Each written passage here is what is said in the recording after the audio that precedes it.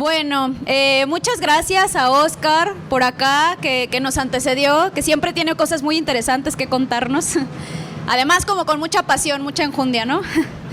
Y bueno, pues me ha tocado una cosa que me pone muy nerviosa, que es acompañar a mi escritor favorito del universo. Al mejor escritor de México ahorita, y luego tenemos ese debate si quieren debatirme. Me toca presentar a Imanol Canellada, esta novela que tenemos aquí enfrente, publicada por el Fondo de Cultura Económica, que es Nómadas, que espero que terminando esta presentación, o si quieren interrumpir, pararse y comprarla de una vez, muy aceptable. Que es Nómadas y que además ganó el premio Bellas Artes José Rubén Romero en el año 2020, ¿no?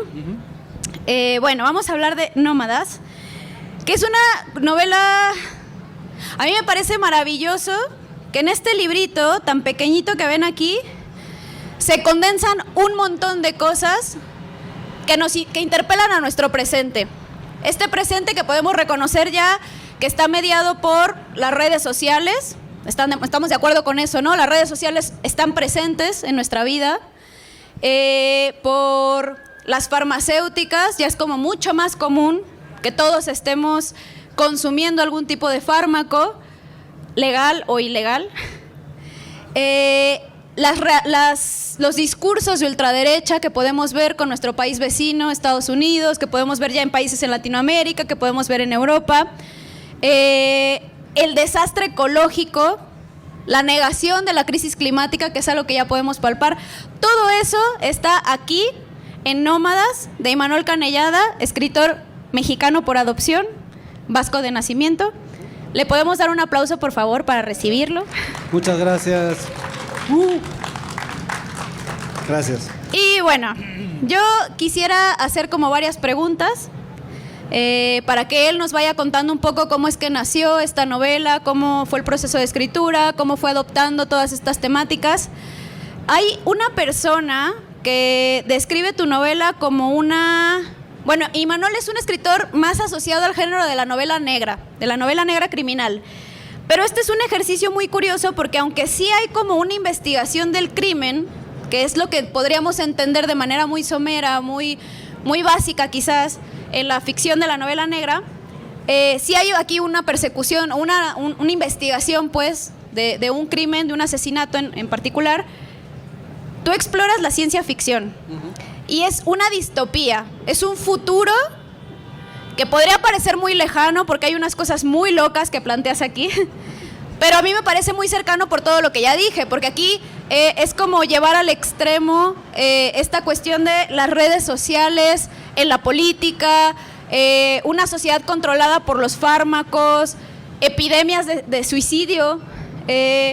¿Cómo fue que empezaste con esta distopía ecotópica, que yo leí por ahí que alguien la define así, esta distopía ecotópica, que es Nómadas? Bueno, primero muchísimas gracias, Adriana, por todo lo que dijiste. Y gracias a ustedes por estar aquí y por la paciencia. Esperemos que el ruido nos permita dialogar y hablar de este librito, de esta novelita que se llama Nómadas. ¿Cómo empezó? Pues de hecho empieza con esta imagen. Empieza con varias imágenes que se fueron combinando de dos historias diferentes. Por un lado, la historia del enano y el gigante, que ya existía en un cuento y que eran dos personajes que me inquietaban mucho y que quería desarrollar.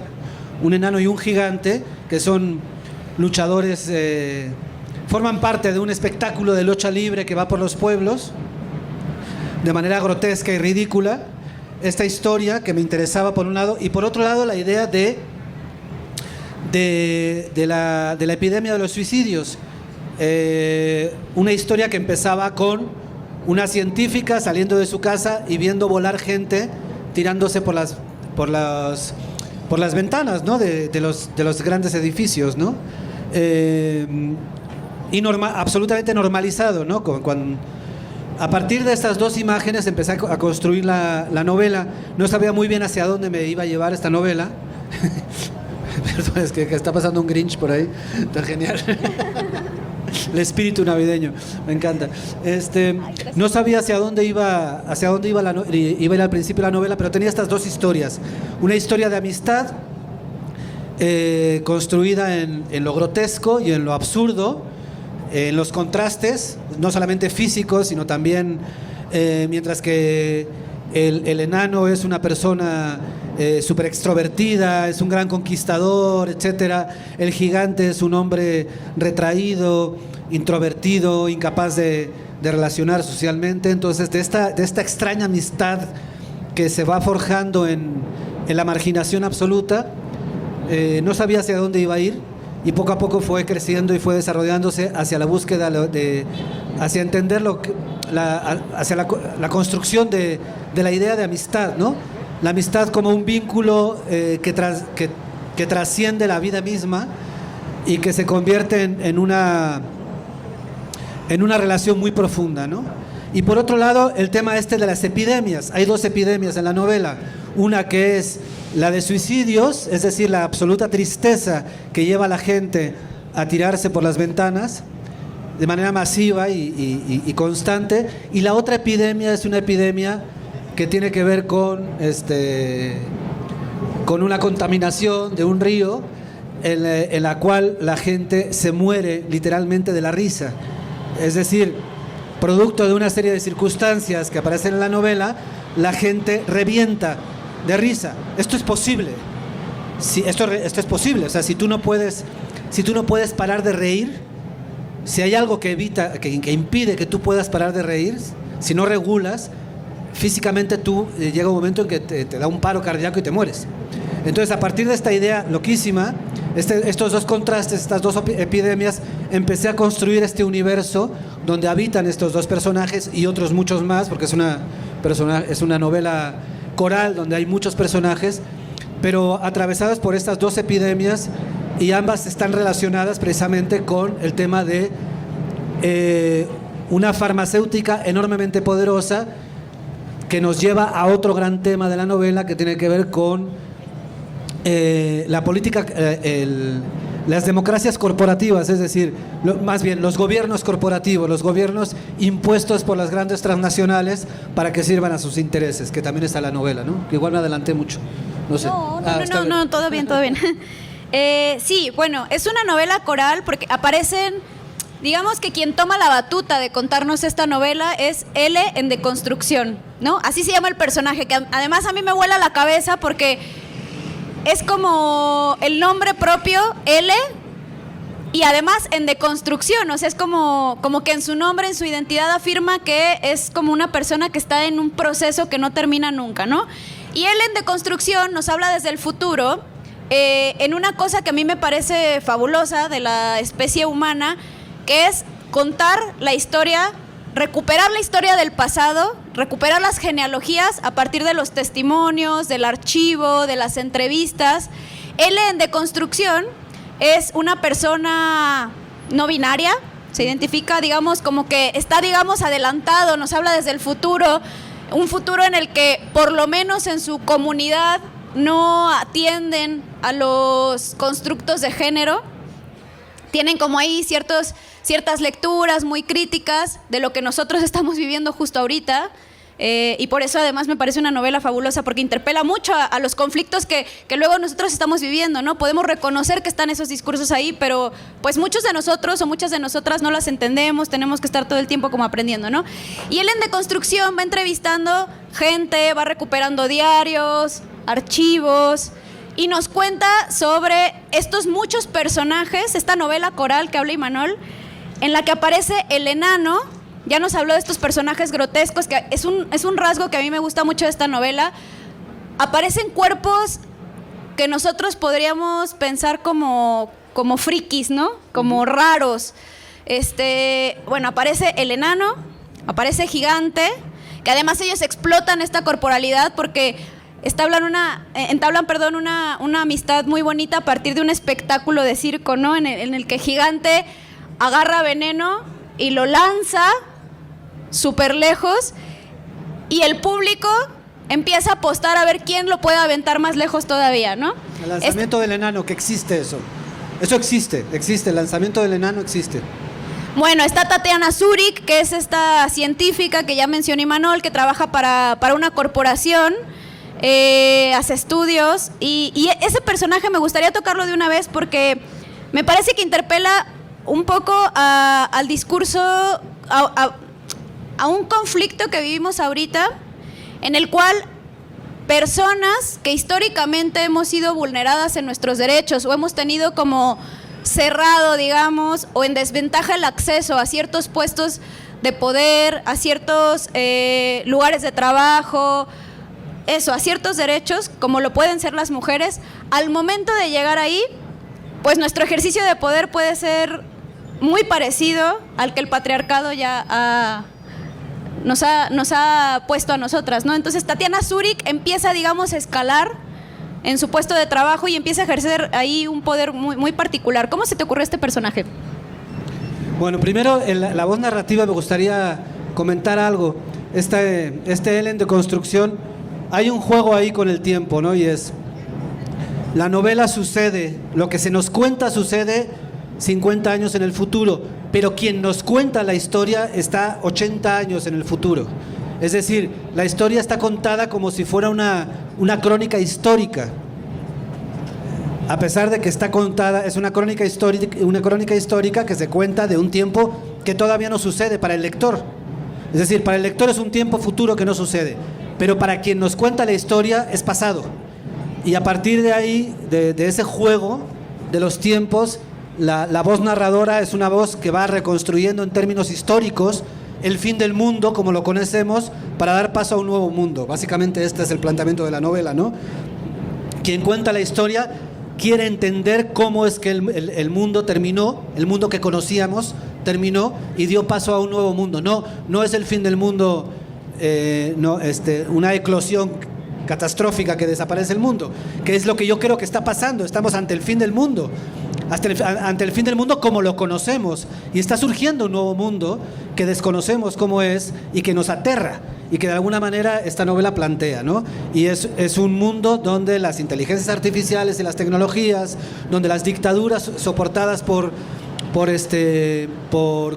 corporativos, donde la democracia es un chiste, es una burla, etcétera, ¿no? Algo que se ha ido asomando ya, que podemos palpar. En la novela yo lo planteo como un futuro a 40, 50 años, pero realmente es algo que ya podemos palpar todo esto, ¿no? Gente como Milei, no aparece Milei aquí, pero aparece un personaje que parece que está retratando a Milei, cuando cuando escribí la novela Milei no existía en el panorama internacional, y sin embargo, bueno, escribo la novela y al poco tiempo aparece a Milei y dije, no mames, o sea, se supone que teníamos que esperar como 40, 50 años, no que apareciera ya esto, ¿no? Pero surgió. Entonces, igual bueno, lo vaticinaste tú y tú tienes la culpa de todo lo que estamos viviendo ahorita. Yo tengo la culpa de que, sí, porque ahí, tal cual, hay un Milei ahí que aparece en esta novela que termina gobernando, apoyado por una farmacéutica, que la farmacéutica es la que de alguna manera crea las adicciones. En este discurso estúpido que hemos comprado todos, de que la culpa del narcotráfico es de los cárteles y del Chapo Guzmán, etcétera, que es un discurso imbécil y estúpido que nos han vendido y que compramos, realmente es al revés. Primero se creó un mercado. Primero se creó el mercado de drogas y luego hubo una respuesta a ese mercado y aparecieron los cárteles. No es al revés. Los cárteles no dijeron, vamos a hacer cárteles y vamos a vender droga a un lugar donde no sabemos si van a comprar la droga. No. Primero se creó el mercado. ¿Y ese mercado quién lo creó? ¿Quién creó a los millones de adictos que hay en Estados Unidos? ¿Quién fue? ¿El Chapo Guzmán? Claro que no. Fueron las farmacéuticas, con los opioides, con el fentanilo, ¿no? Que es un poco lo que trata la novela. Cómo estas farmacéuticas construyen una serie de adicciones para tener controlada la población, ¿no? Ese es el origen. Este mercado lo construye las farmacéuticas y de alguna manera la novela trata de eso. Y este personaje que mencionas, Tatiana Zurich, Tatiana Zurich es una química que trabaja en esta farmacéutica, que tiene muy poco juego, que su personalidad es tímida, no es aventada, pero está presionada, ¿no? por un mundo que te exige, que te dice todo el tiempo tienes que mejorar, tienes que ser mejor, tienes que crecer, tienes que ser ambicioso, tienes que hacerla, ¿no? Tienes que... ¿Les suena? Sí, ¿no? Esta exigencia social de siempre estar, ¿no? De triunfar, de ser el mejor en tu trabajo. Si tengo que aplastar, si tengo que pisar cabezas, si tengo que arrollar a los demás, no me importa, porque tengo que ser el mejor, tengo que llegar a ser el director, el gerente, el máximo, la máxima. Esta presión la vive este personaje, pero la vive desde la incapacidad.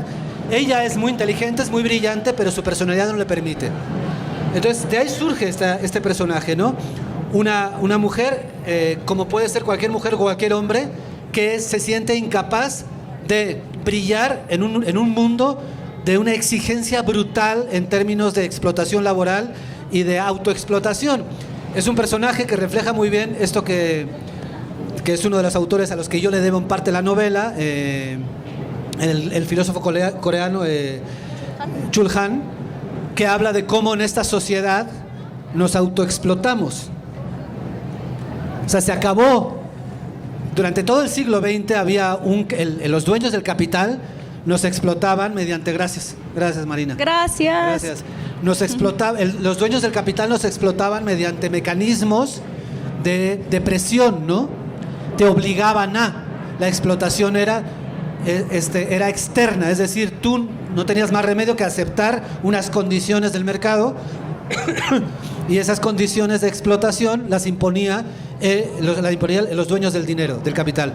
Lo que nos dice Chul Han ahora es que ya los dueños del capital, a partir de construir esta idea de el éxito, la superación, lograr tus sueños, perseguir tus metas, a partir de estas ideas de autosuperación permanente, ya no existe la explotación como la conocíamos en el siglo XX, ha sido desplazada por una autoexplotación, ¿no? Nosotros mismos nos explotamos, ya no necesitan exigirnos en términos laborales.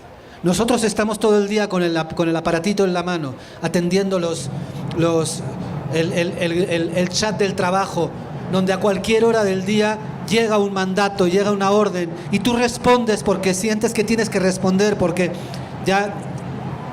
si no respondes, no estás al nivel exigido, no estás siendo exitoso, no estás siendo un gran profesional, no te vas a superar y no vas a alcanzar estas metas. Este personaje surge de ahí, de esta idea. Y cómo va utilizando una serie de... No quiero hablar mucho de la trama, por si corren a comprar la novela. Está súper barata, además creo que está a 60 pesos, o sea, menos de una caguama y una torta. Y entonces... este personaje surge de ahí, su incapacidad, a pesar de tener talento e inteligencia, para entrar en esta dinámica brutal de autoexplotación, y cómo a través del estímulo químico, de la capacidad de cierta pastillita de diseño diseñada para, este personaje empieza a revolucionarse, empieza a convertirse en este ser explotador, brutal, ¿no? Tiránico, con una sed de poder y con una ambición espeluznante que hace que se deforme, ¿no? Que se va deformando poco a poco. Sí, mencionaste ahorita a Milei y pienso, justo porque aparece un personaje similar, que me parece que abre la discusión sobre el tema de las redes sociales, que luego yo sé que es una discusión que a veces está muy polarizada. Todos o muchos, bueno, la mayoría tenemos redes sociales, la mayoría por lo menos tenemos un teléfono celular inteligente ya con varias funciones. Hay personas que vuelcan mucha parte de su vida en estas identidades, en estos avatares, ¿no? Luego que armamos, y hay otras que a lo mejor toman un poco más de distancia, pero bueno, no, está como esta polarización entre tecnofóbica y tecnofílica. Pero a veces creo que nos quedamos un poco cortos en la discusión en cuanto a que las redes sociales han penetrado no nada más en nuestra vida cotidiana, sino también en el discurso y en las estrategias políticas de cómo elegimos a nuestros gobernantes, ¿no? Y lo podemos ver en un caso muy cercano, como puede ser Samuel García y Marianita Rodríguez, Fosfo. O sea, ha sido verdaderamente una herramienta poderosa para que las personas lleguen a lugares de poder y de toma de decisiones muy concretas, ¿no? Y aquí en la novela lo pones muy bien. ¿Nos podrías contar un poco de eso? Sí,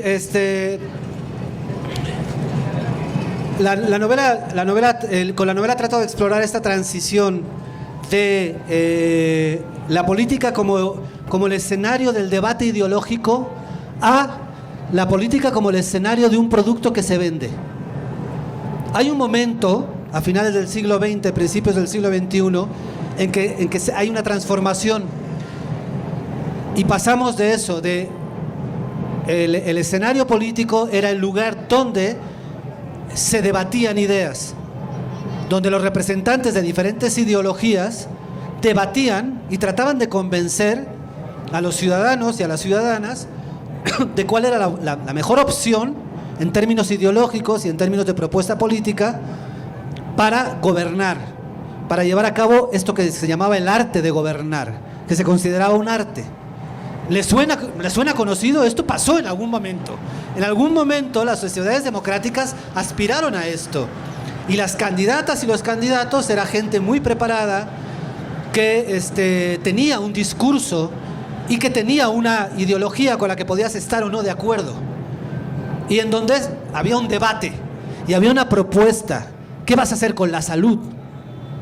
Fosfo. ¿Qué vas a hacer con la seguridad? Fosfo. Esa fue la respuesta política que votó masivamente el pueblo de Nuevo León hace unos años. ¿Por qué? Porque la persona que decía fosfo tenía cientos de miles de seguidores en las redes sociales. Nada más por eso. Esto es una realidad. Y esto lo inventaron los gringos. Desde antes de las redes sociales. Las redes sociales han potencializado esto. Los gringos empezaron con la idea de que el candidato de un partido político no es un estratega ideológico, sino que es un producto de mercado que hay que vender como se vende la Coca-Cola. Y todos y todas las personas que están relacionadas con el ejercicio de la política han terminado cayendo en este ridículo. Y por eso vemos a estas pobres, entre comillas, siendo irónico, a estas pobres y estos pobres candidatos bailando cumbia con 4 o 5 personas alrededor para que tengan likes en el video que comparten en sus redes sociales. A mí qué carajos me importa que la persona que me va a gobernar baile cumbia o no, sea simpático o no, no me importa. O no debería importarnos si sabe bailar cumbia o no. No debería importarnos, porque es lo de menos. Sobre todo porque estamos enfrentando problemas de un calibre que nunca antes habíamos visto. Las crisis climáticas, políticas que estamos enfrentando, lo que está pasando en Palestina, por ejemplo, es una crisis es equiparable a lo que sucedió durante la Segunda Guerra Mundial en Alemania con los nazis y el pueblo judío. Es equiparable, es al mismo nivel, no es diferente, es la misma cosa. Estamos ante a un genocidio sistematizado. Y además televisados, en tiempo real. Estamos viéndolo en tiempo real y estamos absolutamente paralizados. ¿De qué me sirve que la persona que vaya a estar al frente del gobierno baile cumbia de manera simpática y cante canciones y suba videos en sus redes sociales y a la gente le parezca chistosa y le demos likes como idiotas? ¿De qué me sirve cuando las crisis que vamos a enfrentar en términos políticos estamos enfrentando son de una magnitud que hacía mucho que no sucedía? Bueno, esta idea a mí me aterra y la reflejé en la novela con este personaje repugnante que no es más que un tipo capaz de capitalizar su charme, ¿cómo se llama? Su carisma en redes sociales y de convertirse en un líder con un discurso además ultrafascista que la gente aplaude porque el tipo es simplemente muy simpático y muy famoso y muy conocido en redes sociales, que se llaman las neuritas sociales en la novela y que están integradas a los seres humanos, ya son parte del cuerpo de los seres humanos. Esta es una parte, ¿no? La parte esta es escalofriante y lo hemos normalizado ya a tal grado que nuestros partidos políticos, no solamente en México, en cualquier parte del mundo, están pensando en esos términos. ¿Qué candidato o candidata está calificado para gobernar? No, eso es lo de menos. ¿Qué candidato o candidata es simpático? Tiene seguidores en las redes sociales. Va a tener esta penetración en términos del ciberuniverso.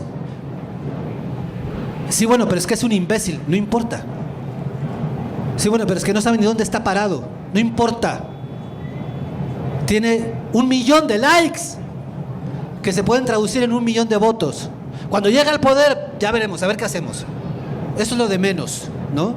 Entonces, bueno, en la novela trato de reflejar en este personaje a este tipo de candidato, pero sobre todo, ¿a quién le interesa?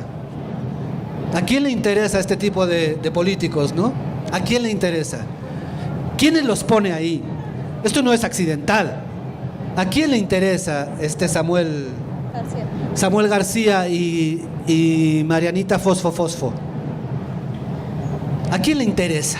Y esa es la pregunta que se hace en la novela y que la responde de alguna manera a partir de toda esta trama en donde hay una transnacional enormemente poderosa que le interesa este tipo de estrategia política absolutamente hueca y vacía, ¿no? Donde no hay una movilización real en términos ideológicos ni una propuesta política en términos ideológicos, ¿no? Entonces, bueno, esa es una parte importante de la novela, no es la única, pero es una parte importante. Sí, perdón, no. me emocioné. No, gracias por emocionarte. Es que es una novela emocionante, de verdad, y es muy compleja, no en el sentido de difícil, sino hay muchos hilos que la atraviesan y Manol hizo uso de muchos hilos para tejerla. Y bueno, sí, o sea, es un presente el que nos expone la novela, un presente un poco aplastante. Es un presente pues gobernado por la tecnología, por las farmacéuticas, y donde la clase política, digamos que nunca se ha visto tan descaradamente coludida con la clase empresarial o con la clase económica, con las élites económicas. Y es además un presente en el que se replican discursos de odio, misóginos, islamófobos, antisemitas también. O sea, es un discurso de odio pues que va para todas las direcciones y que tenemos muy cerca. O sea, realmente me parece una novela que interpela mucho con nuestro presente. Pero, para no deprimirles, sí hay ahí en la voz narradora un atisbo de esperanza, ¿no?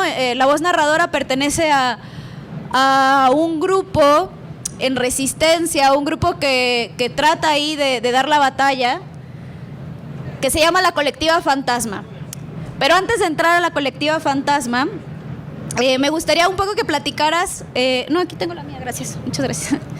Que platicaras un poquito porque creo que se relaciona mucho esta teoría que yo te he visto compartir en otros espacios, un poco para entender desde dónde viene la resistencia de la Colectiva Fantasma, esta cuestión de la civilización a partir del sedentarismo, de cómo se crea la civilización como un proyecto moderno en el que el progreso, la evolución antropocéntrica, colonial, patriarcal, pues va a conducirnos a este presente que tú nos muestras aquí.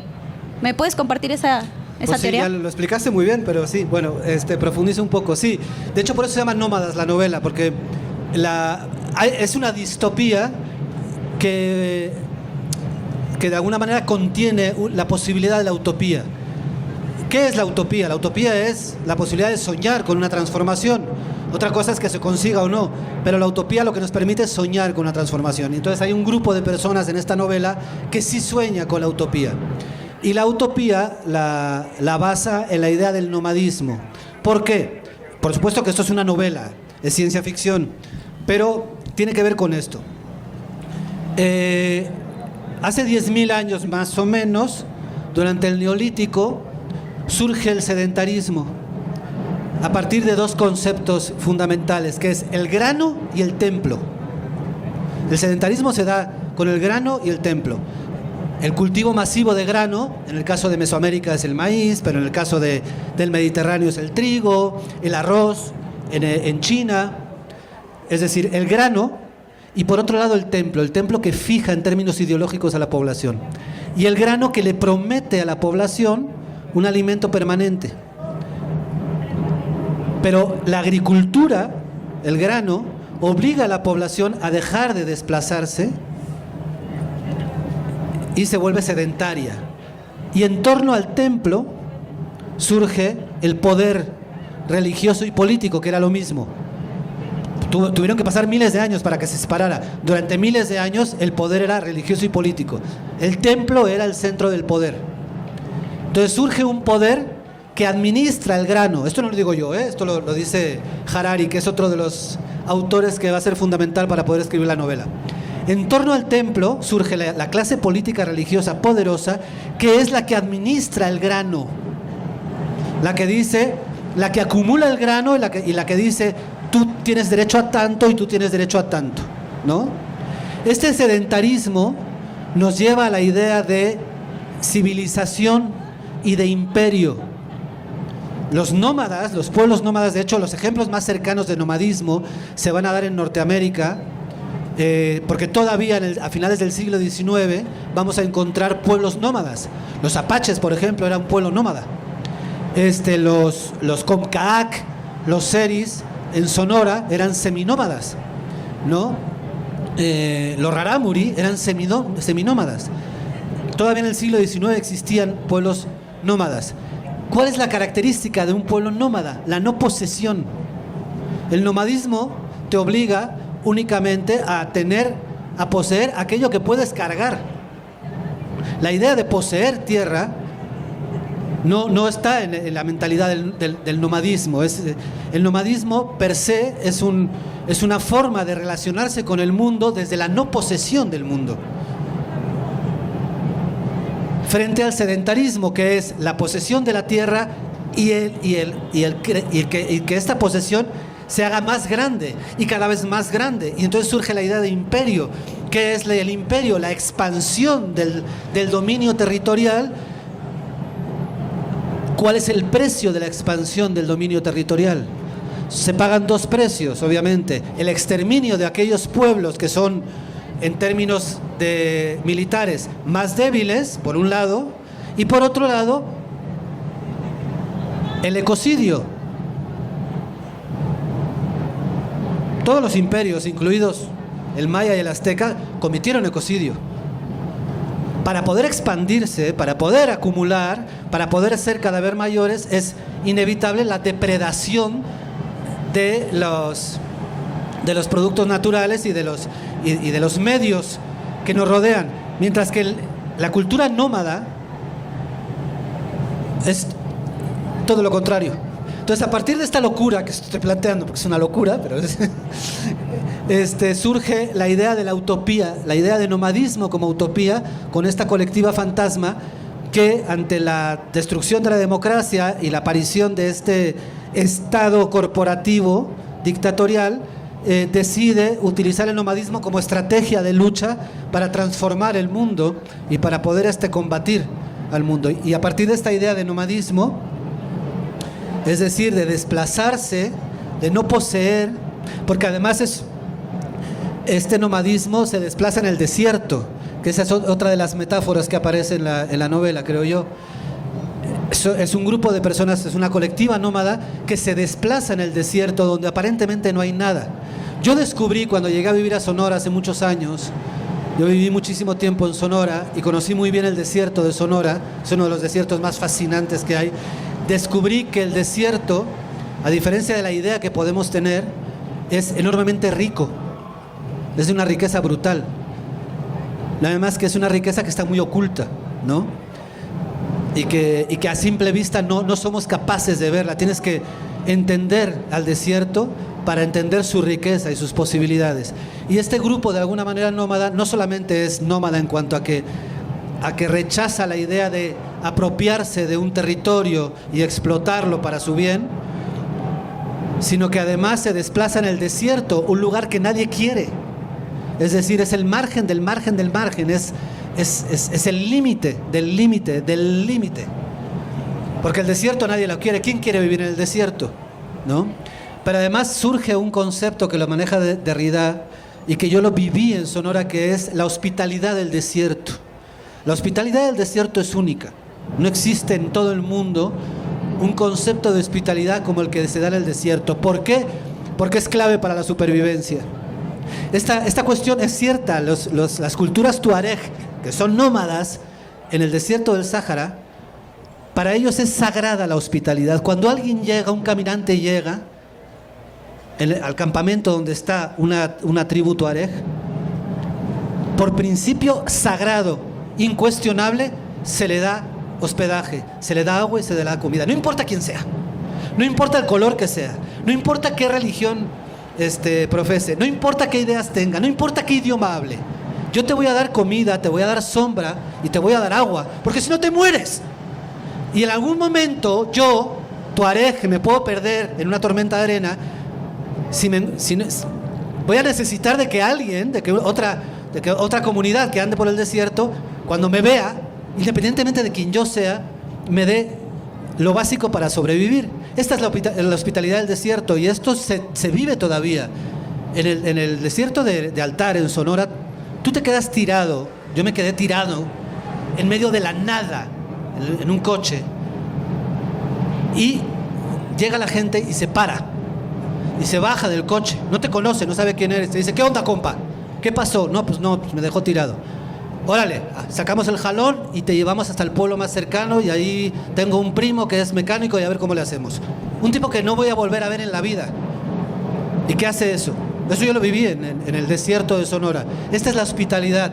Y esta es la digamos, la contraparte de la distopía deprimente que describo en la novela. Esta utopía basada en la idea de la hospitalidad del desierto y en la idea de nomadismo, que tiene que ver también con mi propia experiencia vital. Yo soy una persona nómada, yo nací muy lejos de aquí, y he vivido en diferentes partes de México, etcétera. Soy muy nómada y eso también tiene que ver con la experiencia vital personal, pero principalmente con esta idea. El nomadismo per se se estructura desde la no posesión de y desde la solidaridad del desplazamiento.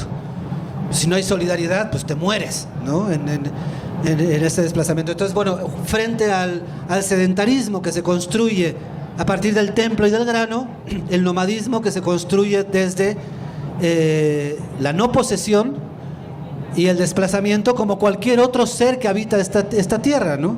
No hay ninguna otra especie sobre la tierra que haya construido la idea de imperio, la idea de posesión, la idea de depredación, la idea de explotación y la idea de arrasar. Ninguna otra especie más que la nuestra, y la nuestra la construye a partir de la idea de el templo y el grano, que son los dos grandes pilares de los grandes imperios que después se van a transformar en los Estado-nación que conocemos ahora y que se siguen basando en la misma idea. El templo y el grano, básicamente es la misma idea, no ha cambiado, sigue siendo lo mismo, el templo y el grano, con la diferencia de que en la actualidad, con la globalización, el grano ya no es nuestro. El templo todavía sí, el grano ya no. El grano pertenece a unas transnacionales que no tienen sentido de la patria, no tienen sentido de la nación, no tienen identidad, más que el único sentido que tienen es el del dinero. Entonces, pero sigue siendo la misma idea, el grano y el templo, básicamente, ¿no? Sí, que en ese sentido me parece muy significativo. El territorio que vemos en Nómadas se llama País Nuevo, nada más. O sea, es un nombre que no contiene nada, no tiene ninguna etimología, ninguna historia intrínseca en la palabra, ¿no? En el nombre propio, ¿no? de este Estado-nación, y que lo que hace esta colectiva fantasma, esta colectiva nómada, es renunciar a la propiedad privada, ¿no? A la acumulación de bienes, porque la acumulación de bienes te atan, ¿no? A un territorio. Y bueno, quisiera tocar otra arista. ¿Sí tenemos tiempo todavía? Sí.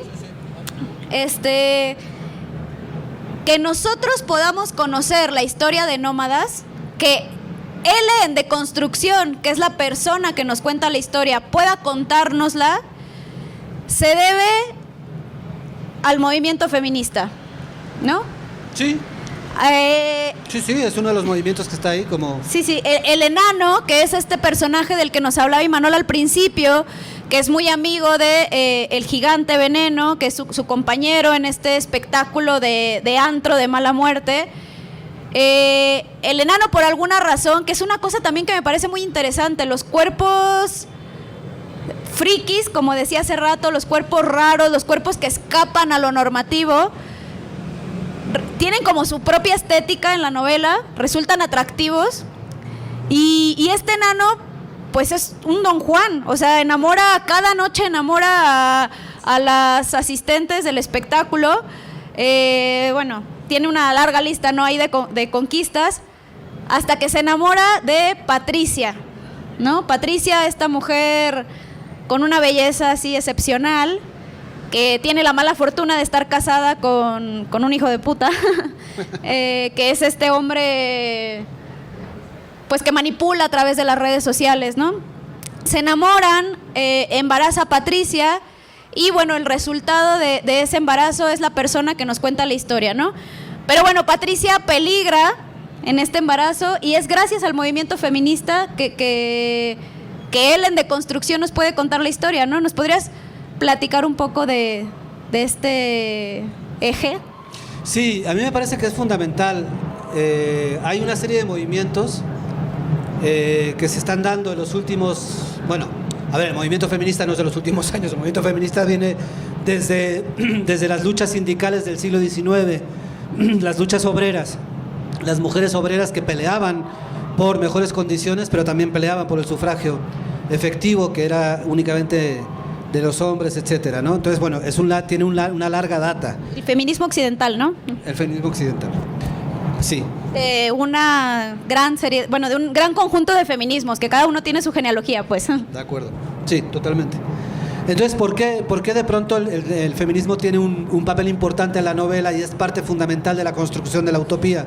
Porque me parece que el último gran movimiento que nos ha sacudido del marasmo... A ver, hay un momento en que Fukuyama, economista, historiador japonés, declara el fin de la historia. Y la declara porque considera que la lucha de clases se ha terminado con la caída del muro de Berlín y con la caída del comunismo, el triunfo del capitalismo, se acaba la historia entendida como esta tensión entre clases sociales por la conquista del poder. Y con esta declaración de se acaba la historia, se acaba la dialéctica y se acaba el combate ideológico. Esto es lo que de alguna manera va a suceder en términos muy generales a partir de la caída del muro de Berlín y de la Unión Soviética y de los países satélites, ¿no? Entonces va a haber un marasmo, va a haber unas décadas ahí en las que el capitalismo se va a apropiar absolutamente de todo y nos va a meter en una dinámica de enajenación absoluta, al grado de que en este momento nos cuesta muchísimo pensar que podemos vivir fuera del sistema capitalista.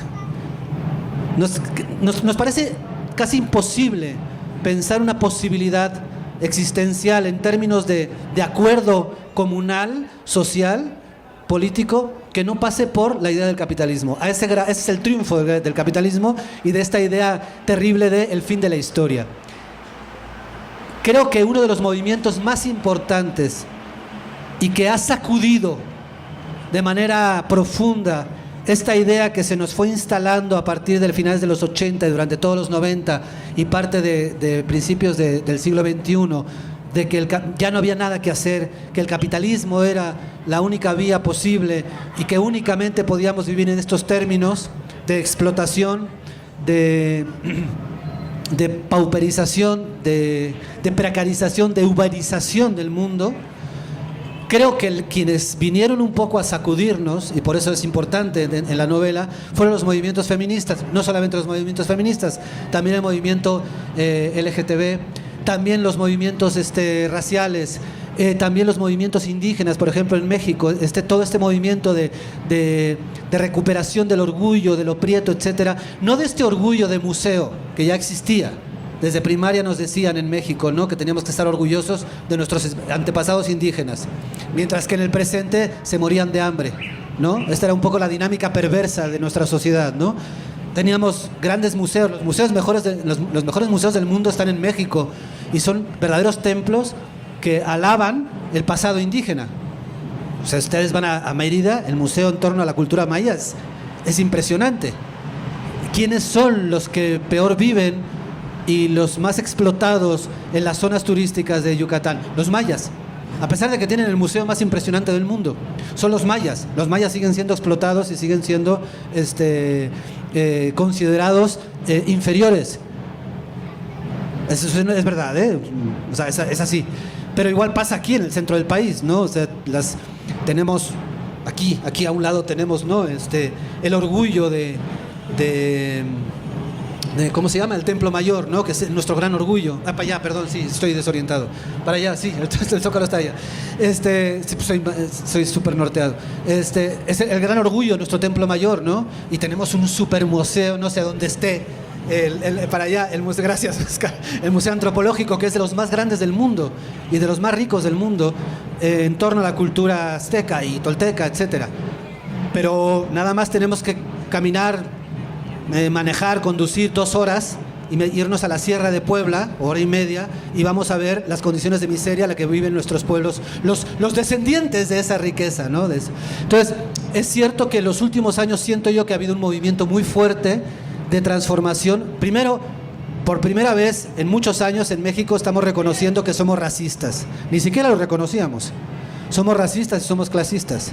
Entonces, todos estos movimientos me parece que han sido importantes para sacudirnos del marasmo en el que habíamos caído a partir del fracaso de la utopía comunista, del fin de la utopía comunista, simbolizada en la caída del muro de Berlín, y la destrucción de cualquier posibilidad utópica.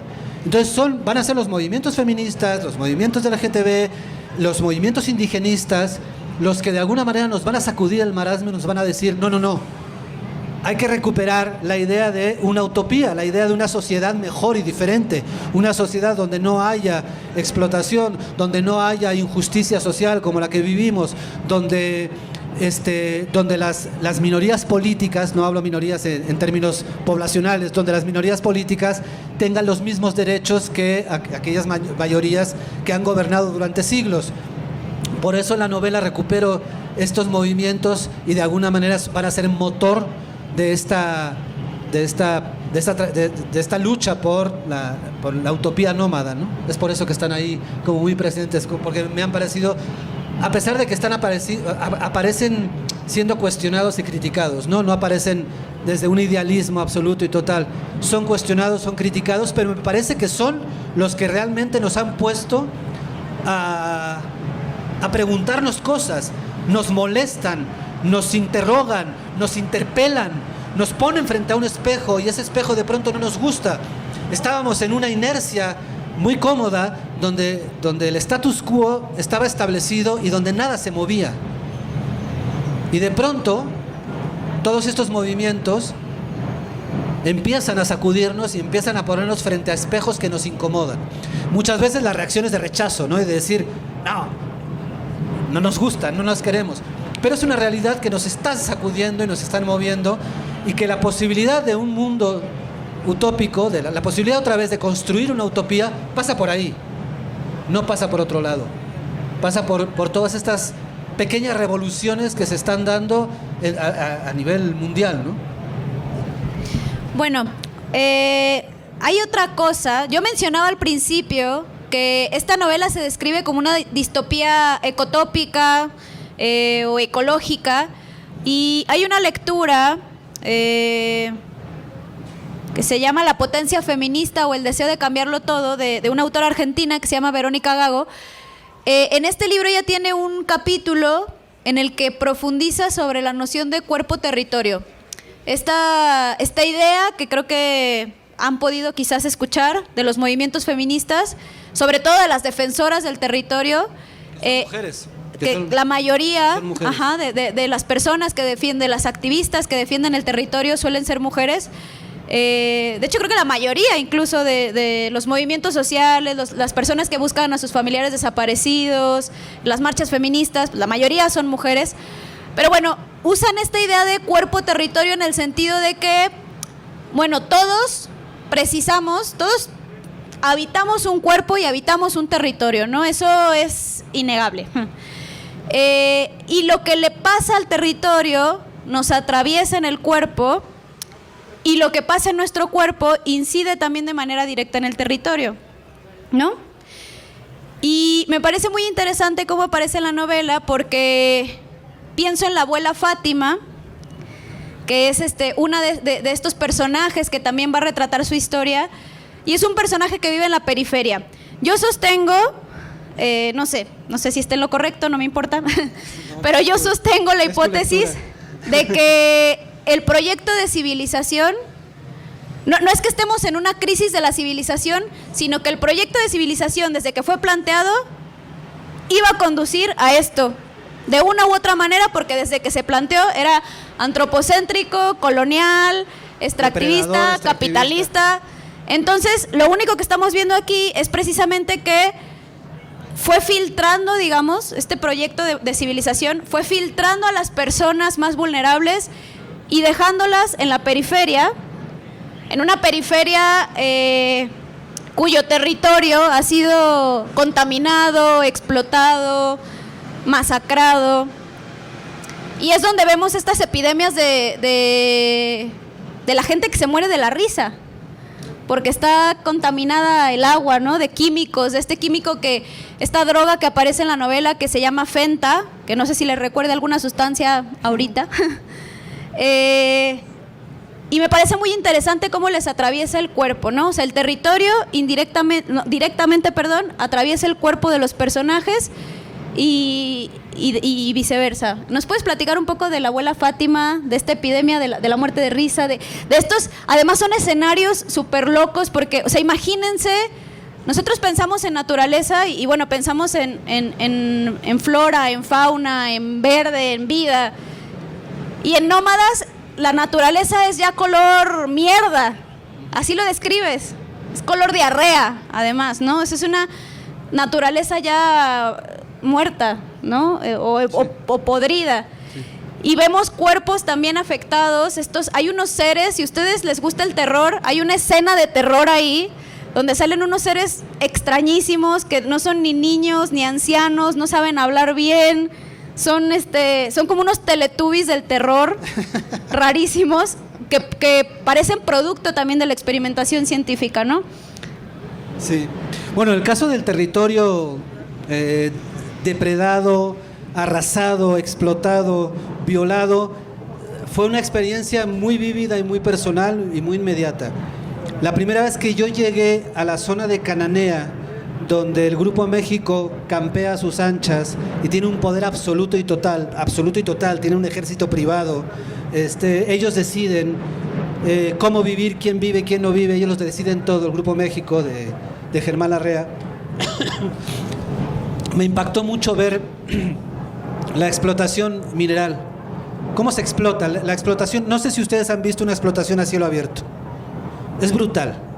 O sea, la minería a cielo abierto funciona así. Tú tienes una serie de cerros que contienen en su interior, contienen algún tipo de mineral valioso. Me da igual, lo que quieran. Cobre. En el caso de Cananea, de Sonora, es cobre. Y lo que hacen es dinamitar la montaña, el cerro. ¡Pum! Y ¡pum! Y ¡pum! O sea, no es la minería de antes que se hacía un agujero y se entraba a las entrañas y se sacaba la mina. No es suficiente. Para la ambición desmedida de esta gente no es suficiente. O sea, es una manera de explotación minera que no les deja los miles y miles y miles de millones que quieren para poder, yo qué sé, tener 3 jets privados en lugar de 1, porque esa es la diferencia. Entonces lo que hacen es estallar los cerros y toda esa roca, ¿no? que sale cuando se dinamita, se limpia en unas presas que se llaman jales. Esa roca se limpia, son unos químicos poderosísimos que separan al mineral de la roca.